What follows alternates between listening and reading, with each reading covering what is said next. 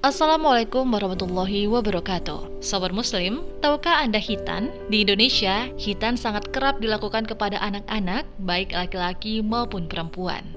Kegiatan ini pun terdapat di dalam Islam. Nah, sebenarnya bagaimana Islam memandang khitan? Khitan secara bahasa berarti memotong. Secara terminologis artinya memotong kulit yang menutupi alat kelamin laki-laki. Dalam bahasa Arab, khitan digunakan sebagai nama lain alat kelamin laki-laki dan perempuan, seperti dalam hadis yang menyatakan apabila terjadi pertemuan dua khitan, maka telah wajib mandi. Hadis riwayat Muslim dan Tirmizi. Dalam agama Islam, khitan merupakan salah satu media pensuci diri dan bukti ketundukan kita kepada ajaran agama. Dalam hadis Rasulullah SAW bersabda, kesucian atau fitrah itu ada 5: khitan, mencukur bulu kemaluan, mencabut bulu ketiak, memendekkan kumis, dan memotong kuku.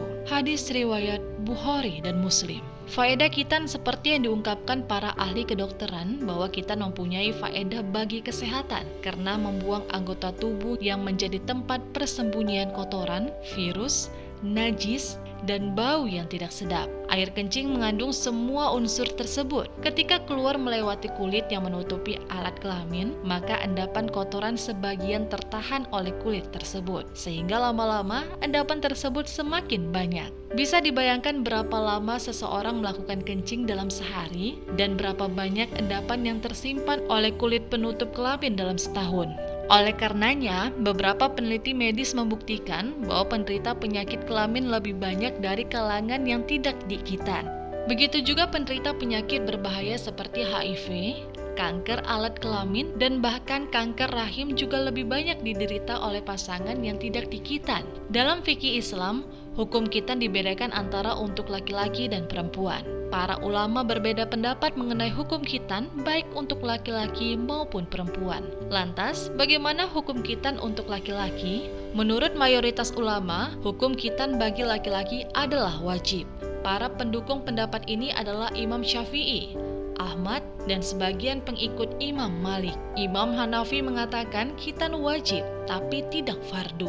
Menurut riwayat populer dari Imam Malik, beliau mengatakan khitan hukumnya sunnah. Begitu juga riwayat dari Imam Hanafi dan Hasan Al-Basri mengatakan sunnah. Namun, bagi Imam Malik, sunnah kalau ditinggalkan berdosa, karena menurut mazhab Maliki, sunnah adalah antara fardu dan naf. Ibnu Abi Musa dari ulama Hanbali juga mengatakan sunnah muakkad. Ibnu Qudamah dalam kitabnya Mughni mengatakan bahwa khitan bagi laki-laki hukumnya wajib dan kemuliaan bagi perempuan. Andaikan seorang laki-laki dewasa masuk Islam dan takut khitan, maka tidak wajib baginya untuk khitan.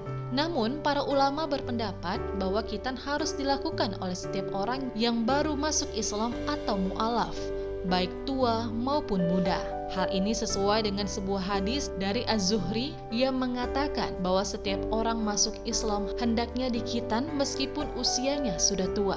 Khitan untuk para mu'alaf biasanya dilaksanakan bersamaan dengan kegiatan ikrar pengislaman mereka.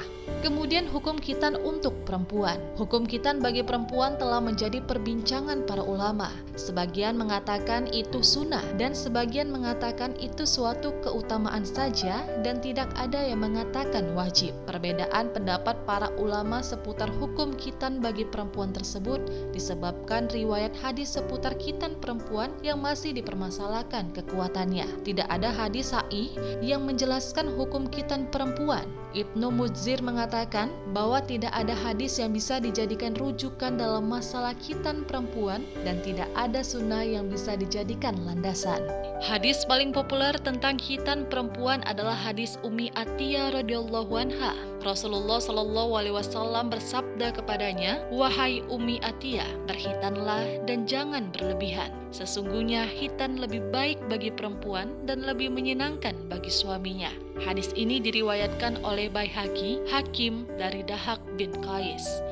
Sebagian ulama mengatakan bahwa perempuan timur atau di kawasan semenanjung Arab dianjurkan khitan, sedangkan perempuan barat dari kawasan Afrika tidak diwajibkan khitan karena tidak mempunyai kulit yang perlu dipotong yang sering mengganggu atau menyebabkan kekurang nyamanan perempuan itu sendiri. Lalu, apa yang dipotong dari perempuan? Imam Mawardi mengatakan bahwa khitan dari perempuan yang dipotong adalah kulit yang berada di atas vagina perempuan yang berbentuk mirip dengan jengger ayam. Yang dianjurkan adalah memotong sebagian kulit tersebut, bukan menghilangkannya secara keseluruhan. Imam Nawawi juga menjelaskan hal yang sama, bahwa khitan pada perempuan adalah memotong bagian bawah kulit lebih yang ada di atas vagina perempuan. Namun, pada penerapannya banyak kesalahan dilakukan oleh umat Islam dalam melaksanakan khitan perempuan, yaitu dengan berlebih-lebihan dalam memotong bagian alat vital perempuan.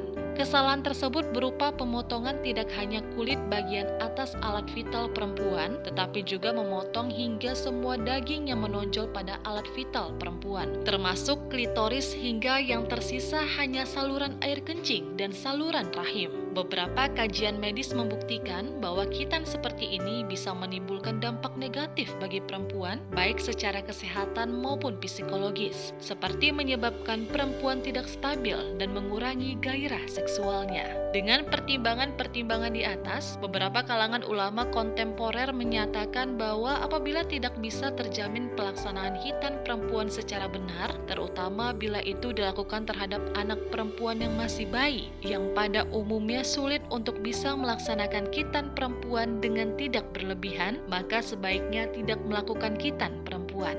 Dan anjuran khitan perempuan belum ada hadis sahih yang melandasinya.